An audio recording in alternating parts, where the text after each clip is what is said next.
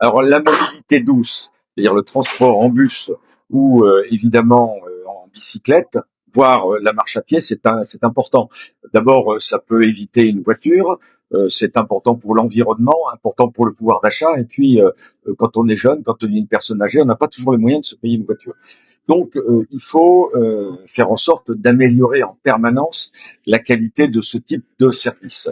Là, sur la communauté d'agglomération, il y a un système de transport en bus qui s'est développé, mais il y a des problèmes de correspondance, il y a des problèmes d'accès au bus, il y a des quartiers qui sont moins bien desservis que d'autres, et en discutant avec l'ensemble des usagers, ce que j'ai fait aujourd'hui avec un chauffeur de bus Lucie Foissy, on se rend compte qu'il y a quand même beaucoup de choses à faire. Et puis en matière de vélo, de piste cyclable, moi on montre souvent le vélo électrique. Il y a aussi en termes de marquage, en termes d'abri à vélo, en termes de sécurité et en termes de développement des pratiques, beaucoup d'efforts à faire.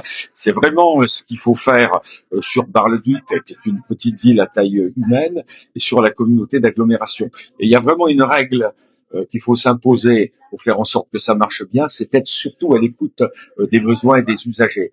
Si on fait pas de vélo, si on discute pas avec ceux qui font du vélo, on ne sait pas comment ça fonctionne. Si on n'emprunte pas les transports en bus, si on discute pas avec les chauffeurs, si on discute pas avec les usagers, donc on voit bien qu'il y a des tas de problèmes. Encore ce matin, des gens disant mais moi j'ai des vrais problèmes de correspondance.